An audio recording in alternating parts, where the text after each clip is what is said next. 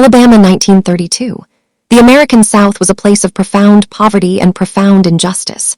The Great Depression had devastated the entire country, but for Black Americans living in the rural South, the suffering was on a different level entirely. Sharecropper families lived in bare wooden houses with no running water and no electricity. Medical care was almost non-existent for Black communities. Doctors rarely came to their areas. Hospitals routinely turned Black patients away. Disease was rampant and untreated. Life expectancy was devastatingly low. These were people who had been failed by every institution that was supposed to protect them. People who had learned through bitter experience that the government and the medical establishment did not care about their lives. And then one day in 1932, the United States government came to Macon County, Alabama with an offer that seemed almost too good to be true. Free health care, free meals, free burial insurance. All they had to do was participate in a medical study. And the men of Macon County said yes, because they had no reason not to trust the doctors in the white coats who smiled and shook their hands and called them by name. They had no idea that those smiling doctors were about to commit one of the most monstrous acts of betrayal in American history.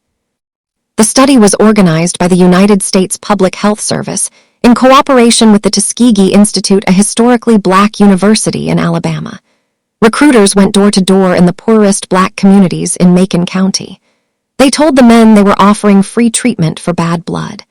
Bad blood was a local term used to describe a variety of ailments, including syphilis, fatigue, and anemia. The offer was extraordinary for men who had never had access to proper medical care in their lives. Free physical examinations, free rides to the clinic, free meals on examination days, free treatment for minor ailments, and $50 burial insurance, which was enormously valuable to families who could barely afford to feed themselves. 600 men enrolled in the study, 399 of whom had syphilis. 201 who did not and would serve as the control group. They signed up willingly, gratefully even, trusting that the government that had so often ignored them was finally doing something to help them. They were wrong. They were devastatingly, catastrophically wrong. From the very beginning, the Tuskegee study was built on lies. The men were never told they had syphilis. They were told they had bad blood and that they were receiving treatment for it. They were not receiving treatment. They were receiving placebos, sugar pills, ineffective ointments, fake medicine designed to make them believe they were being treated, while the researchers observed the natural progression of untreated syphilis in the human body. The entire purpose of the study was to watch what happened when syphilis was left completely untreated, to document the damage it did to the human body over time, and to do that the researchers needed their subjects to remain untreated, which meant lying to them, consistently, deliberately, for decades. The men trusted the doctors completely. They showed up for their appointments faithfully. They brought their friends and family members to enroll. They were model patients. And every single visit, every single examination, every single fake treatment was another layer of betrayal added to a deception, so profound it is almost impossible to comprehend. Men who participated in the Tuskegee study were not statistics. They were human beings with names and families and dreams and dignity. They were farmers and laborers and churchgoers and fathers and husbands. Men like Charlie Pollard, who worked the land his entire life and trusted the government doctors because they seemed to genuinely care about his health. Men like Herman Shaw, who was so grateful for the free medical care that he remained loyal to the study for its entire 40-year duration. These were good men, honest men, men who had survived poverty and racism and the Great Depression through sheer determination and faith. They deserved the truth. They deserved real medical treatment. They deserved the basic human dignity of being told what was actually happening to their bodies. Instead, they were used as human laboratory subjects, observed and documented and filed away like data points rather than people. And while they were being observed and documented and filed away, they were infecting their wives. Their wives were giving birth to children born with congenital syphilis. Entire families were being destroyed, and the men trusted the doctors the whole time. The most disturbing aspect of the Tuskegee experiment is not that it happened. It is that it kept happening, year after year, decade after decade, through multiple presidential administrations, through multiple changes in leadership at the Public Health Service. Hundreds of doctors, researchers, and government officials knew about the study, and not one of them stopped it. When penicillin was discovered in the 1940s and became the standard treatment for syphilis, the Tuskegee researchers made a deliberate decision to withhold it from their subjects. Men who could have been completely cured with a simple course of antibiotics were denied that treatment so the study could continue. When some of the men were drafted during World War II and the military tried to treat their syphilis, the Public Health Service intervened to prevent treatment. They actually went to the effort of stopping the United States military from treating sick men with a simple available cure, because treating them would have ended the study, and the study was more important to them than the lives of the men in it. Untreated syphilis is a devastating disease. In its later stages, it attacks the brain and the nervous system. It causes blindness, deafness, dementia, heart disease, paralysis, death. The men of the Tuskegee study suffered all of these consequences. They went blind not knowing why. They lost their minds not knowing why. They died painful premature deaths not knowing why. Their wives developed syphilis not knowing why. Their children were born sick not knowing why. And all the while, the doctors who knew exactly why kept smiling and showing up with their clipboards and their fake medicines and their reassurances that everything was being taken care of. Some of the men spent their final years completely incapacitated by a disease that could have been cured with a few days of antibiotics. A disease they did not even know they had. A disease they had been told was something else entirely. They died betrayed, robbed of their health and their dignity and their lives by the very institution that had promised to protect them. For 40 years, the Tuskegee experiment was one of the most successfully kept secrets in American government history. The study was published in medical journals. Doctors and researchers presented findings at conferences. Papers were written. Awards were given.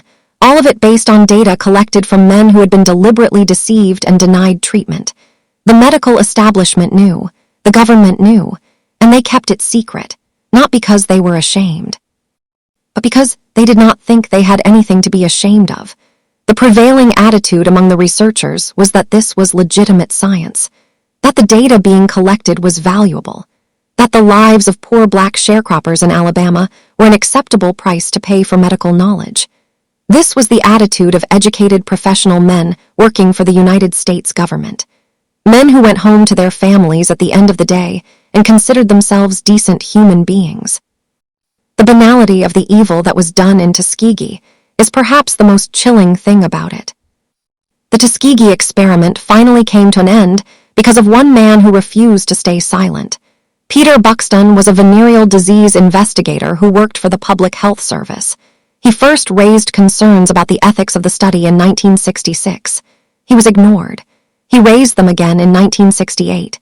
He was told the study would be reviewed. It was not. For years, Buxton tried to end the study through official channels. He was consistently brushed aside by superiors who saw nothing wrong with what was happening. Finally, in 1972, Peter Buxton leaked the details of the Tuskegee study to journalist Gene Heller of the Associated Press. On July 25, 1972, Gene Heller's story appeared on the front pages of newspapers across America, and the country was horrified. What had been hidden for 40 years was suddenly impossible to hide anymore.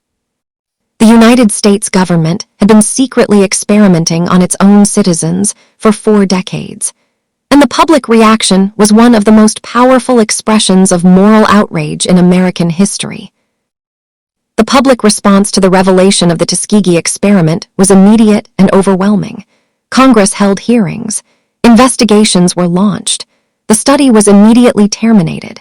A class action lawsuit was filed on behalf of the survivors and the families of the deceased. In 1974, the government settled the lawsuit for $10 million. Each surviving participant received $37,500.